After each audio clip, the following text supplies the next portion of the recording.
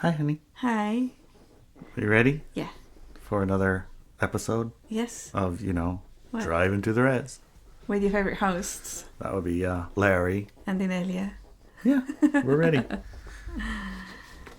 Your evolution is important to me. Really? Yes. Okay. Yes, it is. Tell me about it. I spend every single day of my life creating tools and content for you to use in your self-work and evolution. I can verify that is true. Why do I do that? Tell me. Because your evolution is important to me. Okay. Good to know. However, I'm not going to read the whole newsletter because you have it and you can read it yourself. No, you're reading it all. No. I'll read it for you then. The reason you're reading it all is that's our job. That's your job? That's our job. Yeah. Yes. Our job. Try again. Read the newsletter, honey. You can do it. You can do it. So I'm not going to read the newsletter because you have it already. What this newsletter is telling us is that me having your evolution as important and creating all this content and Larry and myself creating all this content is not enough. That's not enough. It's not going to do it. Oh. Okay? There are other aspects of this work that are important. One of them is for you and others to know that this work exists. You have to know that this work exists. Okay? Okay. So have a look, see where you found it, and then share that with others so that others can know that it exists. Another part that's important is that this work is findable. Yes.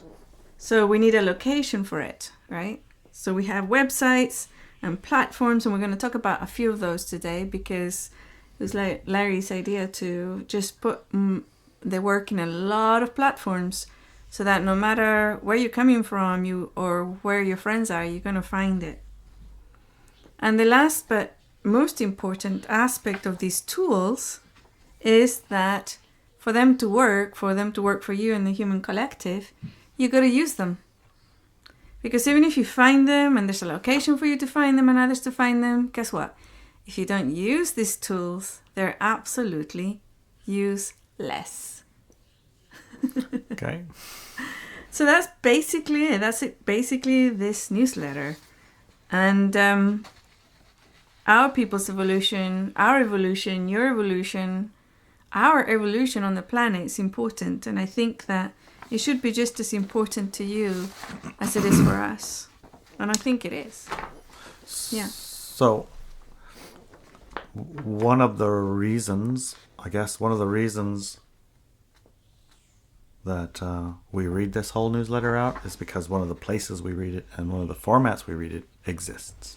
Yeah, but that's recorded differently, not with us chatting about it. So.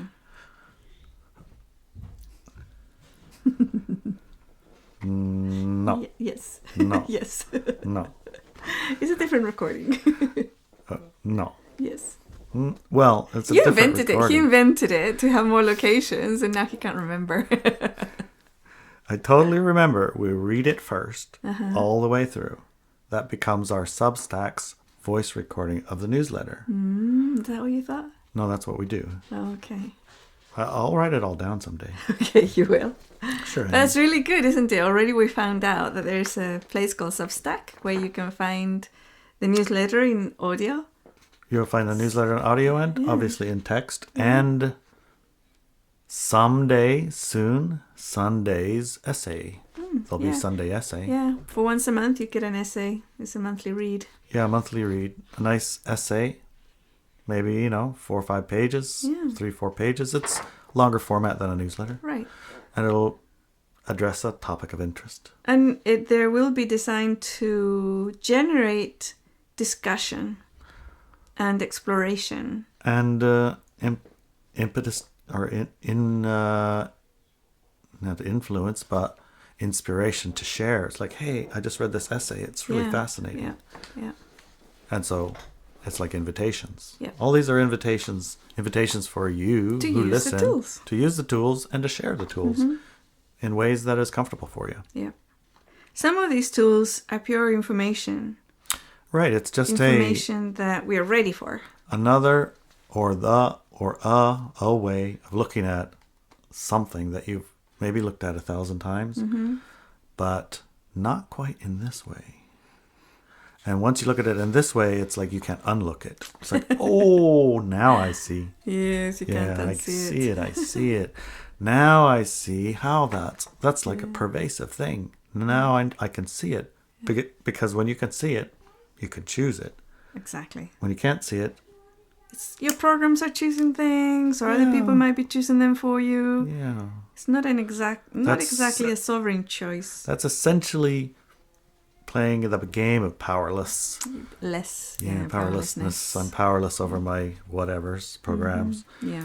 So that's part of the expansion of awareness, is becoming aware of these programs. Yeah. Well, aware of stuff. Yeah. So situations, like I was walking down the street and I saw this dog and it running up at me. Remember that? Yes. So, I'm a dog person. I'm not terrified of dogs. I don't carry a phobia of dogs. No. I have tons. We have a herd of dogs. You love dogs. Right. But when you're walking in Spain on a country road up by a farmhouse with a loose, 150, 200 pound cane corso, whatever those things are. 200 probably. It's like imagine a Huge, pit bull giant. and then multiply a pit bull times a Saint Bernard and you get close to this dog. Yeah. And then it sees you. It's like he's laying on his thing. Then he looks over and he sees you and his eyes go open wide. And he stands up and he starts running straight for you. Barking and growling. And showing his teeth. Yeah. It's like, oh, let's see. Fear processing exercise. Do I have time for that right now? Let me see. I think I'll just stand behind you, honey.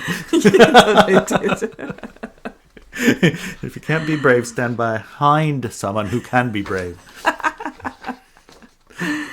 But you could call it brave and things, but the thing is that human body elementals, they will react often with fear. And because you have a soul, your soul can override that fear so that you don't do silly things. Right? So if you started running, then you're suddenly a target, right? Yeah, for the dog. So when I saw the whole situation, I saw it before the dog put his head up, but I knew that dog. And I turned around and faced Larry, and I said, Larry, do not be afraid. Don't run. Whatever you do not be afraid. Do not show fear. Whatever you do, don't behave in any way or form aggressively or try to run or anything. Just stand your ground. And says, why? What's going on? What's going on? It's like that. And then he saw it and he was like, oh my gosh. So, and the dog, It ran at me, it charged, it made a bunch of noise. Yeah. But I stood in front of him, I did. And I said, down, sit. And he did. And he looked, he was like, and I thought, phew. Yes. I did process some fear, I'm not kidding. I had to, in the moment, look at this and evaluate the situation and tell what you told me. Yeah. But also, I wasn't going to let some dog chew my girlfriend the first day I went for a walk. So, we were literally just got together in 2014, huh? Yeah. Yep. So in this case, in the situation, I could see fear ruling me. It's like, don't allow that. Don't allow the fear to rule. Exactly. Right. And so, these tools we made it help through you do it. that. The tool helped, and I could see it. I could be conscious of it. And in that case, if I had been afraid and run off, or that's pretty baity. Or attacked it, or try to hit it, whatever. Become aggressive. Yeah. Then, that dog kind of probably escalates its aggression up to whatever level you want to. Yeah, and he would have won because he was twice our size and 6 times the mouth. Yeah. But of course, the next day I was light, fairy prepared. Yes. What did you bring? I brought giant roast rib bones with me from the dinner before. You did. And I had a pocket full of them. You did. You carried a whole bunch of them. So I was like, don't matter who we encounter now, I got candy for these things. Yeah, I got it covered. Got it covered. And what happened? No dog, never more. No, he just looked at you from his house and just went back to sleep. He didn't even come down to say hi. I was like, I even tried to, I got bones for you. He didn't even care. Come on, doggy. Nah, nothing. No. Which illustrates a little bit of the dissolving of the fear, right? Mm-hmm. So I didn't have fear anymore. I didn't have, the energy that I was probably carrying in the walk of a stranger in a strange land. And, hey, there's a stranger walking up on the fence, and that's why the dog ran at us. Of course, in that place, the fence is like a 1 foot tall piece of stone. It came right at us. The chihuahua can jump over. Yeah. Anyway. So, in essence, I see the essays as a form of our storytelling to illustrate the experiences that we had in life that, I guess, liven up the tools in a way that's easy to recognize their utility, ability to use and function and whatever. Yes, so indeed. That's one of the ways. Like, plus the essays, I think I see those as being pretty entertaining, thought-provoking. Yeah. That's my hope, because recently on Substack I got an email from Substack saying we're trying to generate an exchange of letters. In most people who have studied like things such as science or philosophy or other things, they have come across correspondence between two people, two scientists, two philosophers, two artists, or whatever. And this correspondence were long handwritten, long letters that went back and forth, and sometimes would take weeks or months between correspondence, the response, right? Because this is the thing about it too. It's like often when I used to do interviews or being interviewed, somebody would ask me a question and expect an instant answer. But from the conceptual aspect of looking at reality, sometimes these answers will take time. But today we're in like instant gratification mode, and these types of correspondences don't happen.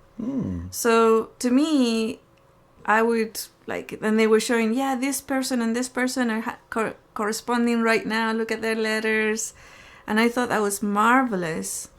And I'm trying to generate that type of thing with us as well. And I think the essay format would be absolutely marvelous. Now, who can respond and how interesting it might be, we don't know, right? It could be anyone that takes the time to look through everything and creates a response. And the response is not necessarily to argue against, because that wasn't seen very much, but it was like a development of the scene, a development of the ideas. Maturation of it. Yes, maturation, back and forth, and expansion. I mean, that's the concept, that's the core of expansion of awareness. When it's Nuleta, the awareness is enriching yours. Right. And yeah, so absolutely, these views and these essays and these newsletters for sure are there to expand our awareness. But yeah, so yeah, okay. So we're working on that, and the podcast, obviously. Yeah, first hour, second hour. driving to the res. Yes. We probably should explain why it's even called driving to the res. We do occasionally explain. Occasionally we bring it up. Yeah. Right. So we live about an hour from the res, and we live on the res, so we do a lot of hour drives. Yeah. And our hour drives were spent in conversations. Basically doing what you're just talking about. Yeah. Maturing an idea or having a conversation about a thought or a concept or whatever. Yeah. And then spending some time on it. And they were pretty interesting conversations. So we thought we would record them and then share them with people who might be interested. And that worked out good, except for the noise. The noise. Yeah. There's a lot of issues with people not being able to hear anything we said because the noise was too impinging on the conversation. On the file. Yeah. And some people say, yeah, it's great. It's like being in the truck with you. And other people say, I'm sorry, I can't do it. Just can't listen. Can't hear it. It's too hard. Too hard without noise. It's so grating. And So... And I've spent some time now watching other people who have formats in the field, and they'll be in the wind, or they'll be in a car, or they'll be on the river, or whatever, and the volume is like all over the place. It's just so hard to listen. It is hard to listen. So that's why we do it this way. Mm-hmm. We have the conversation like we're driving there, but in a way that's considerate of your listening. Yes. Considerate of your ears. So we're driving there in our mind. Yes. Actually, when we do our drive, we do often have the conversation still, but we take note to bring it in. Yeah, we do. Yeah, we do. Okay, so this current iteration, we speak about the newsletter of the week. Mm-hmm. Every week, you write or share a newsletter describe, if you will, the source of this newsletter. Where's it come from? Why is it here? Mm-hmm.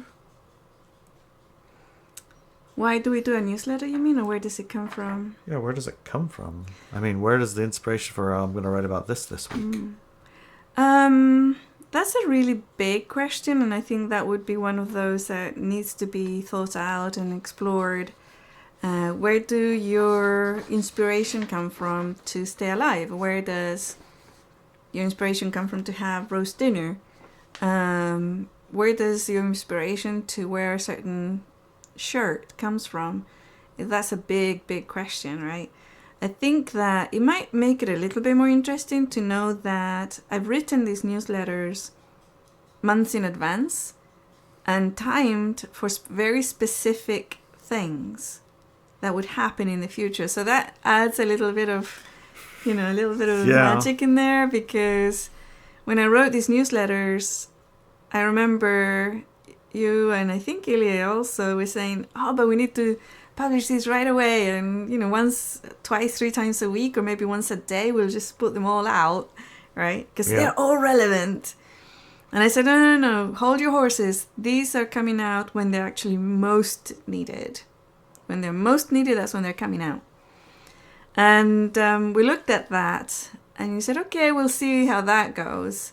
And then week after week after week, they have been. And some of them, when there were letters that were, there was one particular newsletter that was highly charged, and then we didn't need to publish it because that energy came through somebody else. Mm-hmm. Some other people brought it forth into our lives and into our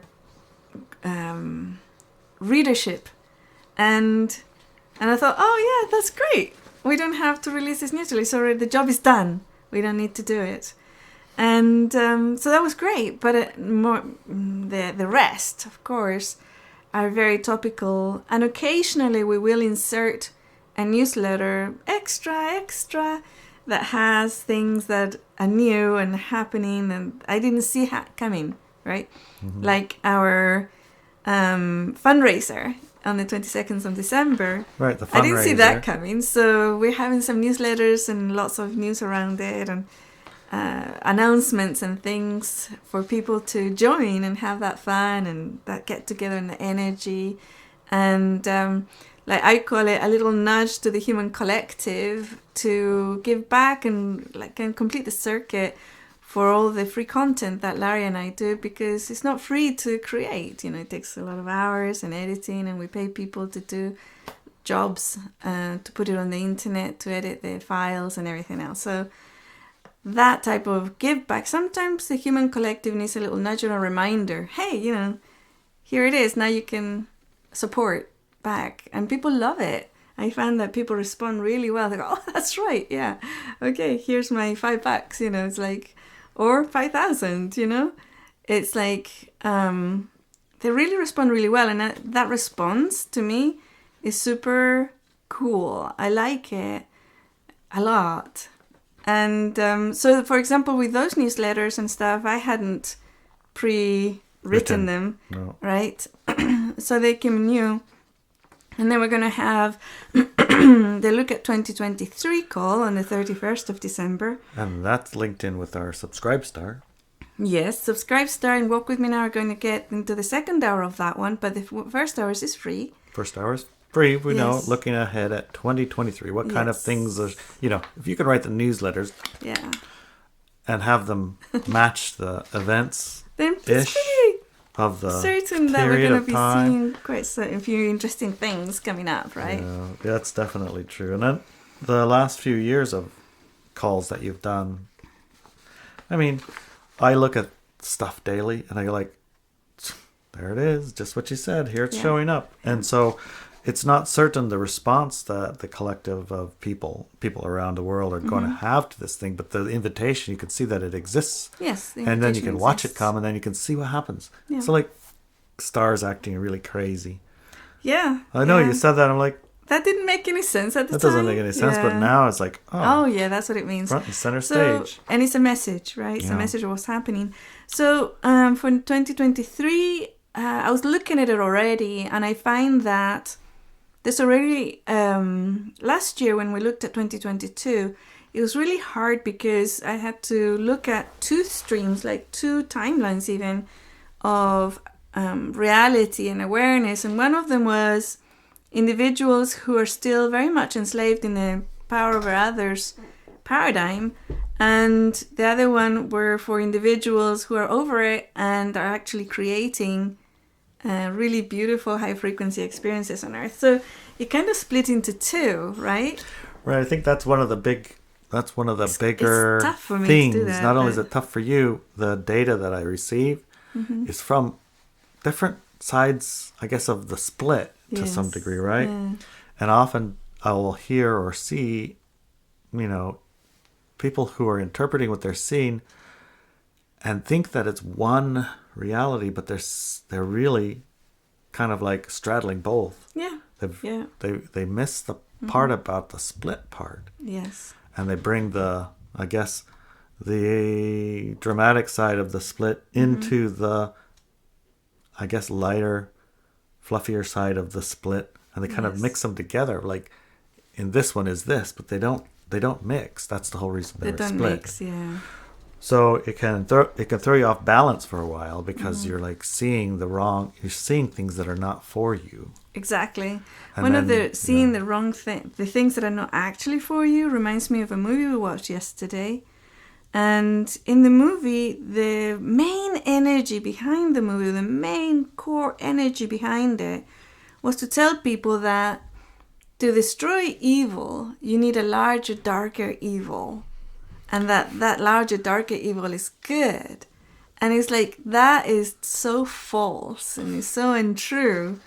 It's like, it's the opposite, actually. But it's really sold it, They came, we don't need a hero now. We need a villain to kill this other monster. Worser villain. Yeah, the worser villain, And it's like, no, that's not how it works. Because power over others is literally power over others. That power over others in the power over others paradigm does exist. It's only the worst evil that rules. That is true. But it's not that suddenly turned nice when it comes to power. It enslaves even more, and it tortures even more, and it does all the bad things even more. I remember also when we're growing up, at least I had that experience growing up, of choosing between good and evil.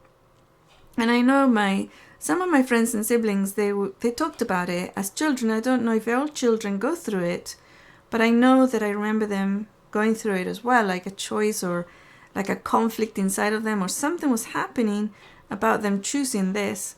And one of the visions that I had was aligning myself to this evil person who I had familiarity with. It was like a relative.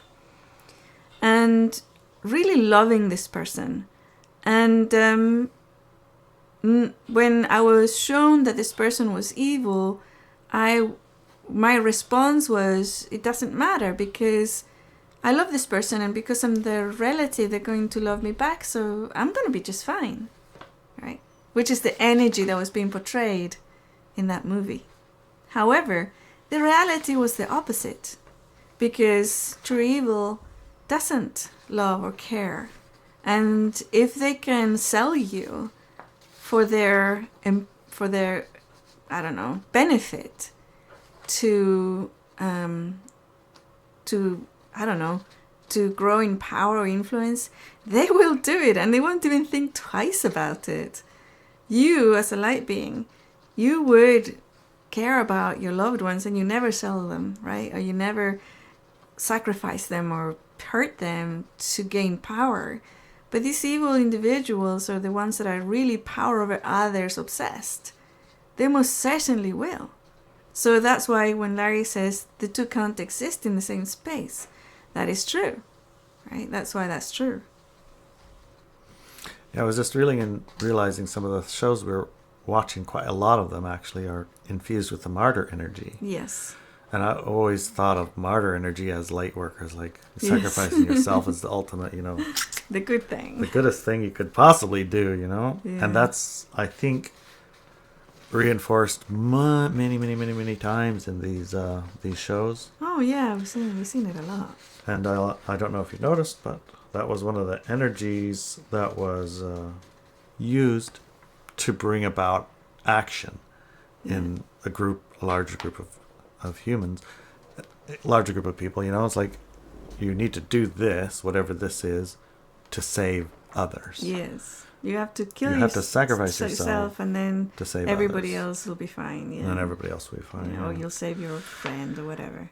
And so if you just consume shows and this martyr energy, which on its surface looks like it's helping, It's like, it's probably not so good for you, but look how many people you helped. Yes. And you have that happen over a period of years, or even decades, or even from, I guess, birth, because I think the martyr energy is infused pretty hardcore. Yes. In a lot of religions, even. Yeah. Yeah, it can go to the subconscious level where you don't even thinking about it, and you just respond from it. And then you can be manipulated. Basically, the manipulation is the part that we are expanding our awareness about. Yeah. You expand your awareness and then you aren't manipulatable. Exactly, yeah. You are consciously choosing. You could still decide, okay, I'm still going to do the martyr thing because, well... But you can choose it consciously, which is different, right? It is different, right? Yeah. And some people say, well, I would never martyr myself. But if you complete the sentence and you get an answer, then you probably have. If at any area of your life you can say, I have sacrificed so much to get blah, blah, blah, or for blah, blah, blah, right? I have sacrificed so much for blah, blah, blah. Then you know, either today or yesterday or when you were younger, you did it. Right. Sacrificed all of these birthdays to provide money for everyone. I just didn't go to birthdays. I didn't go to holidays. I had to work to support. There's the martyr right there. There's your savior. Yeah. It's that they are victims. Without your sacrifice, then they would suffer. Exactly. I mean, it infuses almost everything everyone does. Yeah. I'm going to sacrifice my life so that I have a retirement so that I can provide for everyone when I cannot work anymore. Those kind of things, right? Yeah. They're the little teensy little things, but they infuse all of the all of the decisions you make. They no longer are yours. Yeah. They're someone else's. Yeah. That's, I guess, empowered 101. It's like, if you're not going to use your power, somebody else will. Exactly. Yeah. And if you had the choice of your power, how are we going to use it? What are you going to use your power for? That's a good question. What are you going to use your power for? Yeah. So when you stop sacrificing yourself and your birthdays and other significant dates, what happened? Did everybody starve? It turned out that nobody starved. Nobody even suffered a tiny bit. People actually enjoyed celebrating you. They probably, yeah. It was actually, it worked out fine. Yeah. But I didn't sacrificing to sacrifice something else, right? Right. Yeah. Just become aware of it. Yes. And become aware of importances and aware of where I use and exert and have my power and what is my power for? And I claim that power for this purpose. Yeah. Those are the kind of things. So, I would suggest to anyone listening, actually look at where you want to use your power and what for. Mm-hmm. And then when you say something,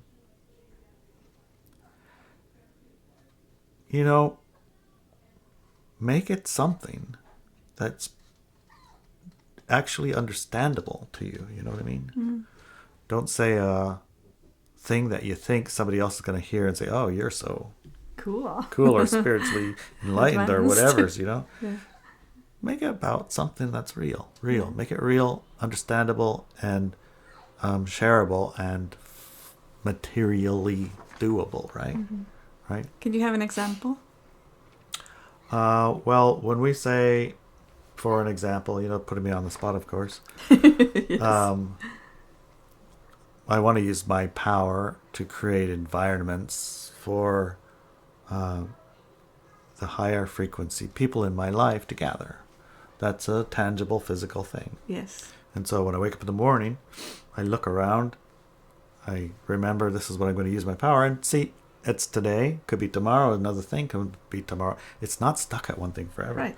You could have a prime purpose, which we've talked about before. If you don't know what a prime purpose is, go listen.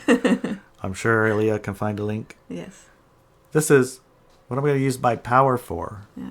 Me, what am I going to use my power for? Yeah. So I'll do that today. I'm going to make an environment. That's what I do on Sunday. We do, yeah. Yeah. It's cool. So there's a basic example. I think we could probably get into this a lot more in the second hour. Oh, yeah, I think so too. Yes. Second hour, you get through the subscribe star. Mm-hmm. And Ilia and Adelina will spend some time listening to what we talked about. Mm-hmm. They'll be reading the newsletter. Yes. And they'll be asking questions from a perspective that might relate to the way that you might wonder. Also, expand on whatever we thought. So, it makes the conversation interesting. I think so too. It's just like the essay. Yes. Over time. Yeah. Because the second hour isn't happening right now. Guess what? Right. It's going to take 3 or 4 days. Yeah, because that's exactly what they do. They take time to listen, to study, to look at. And within themselves as well. And, that discussion is much richer and larger than something that's spontaneously ask you a question and here it is, Right. So I hope you can ask that question of yourself. What am I going to use my power for? Mm-hmm. We could just say today. Yeah. That makes it a little easier. What I'm going to use my power for today. And is your evolution also important to you? And is other people's evolution on the planet important to you? I'd like to know that too. Okay. So and why? Where can they say it? Yeah. Where can they share it? Oh, so we have a Telegram channel. You can share it there. So just type in Inelia Benz in Telegram and you'll find it. Or look on the podcast notes. Mm-hmm. There's links there probably. We also have a Twitter. Oh, we do? We do. Yeah. We have a the Substack. I think you can comment on there. I'm pretty sure you can comment on there. So. Walk With Me Now for sure. You can comment on Walk With Me Now for sure. Yeah. And Subscribe Star as well. So lots of ways for you to respond. But I would like to read some. What am I going to use my power for today? Yeah. Comments. I'd like to see what people do. And why is your evolution and other people's evolution on Earth important to you? And why is your evolution and other people's evolution on Earth important to you? Yeah. Good questions. All right. Feel complete? Yes. Love you, honey. Love you too.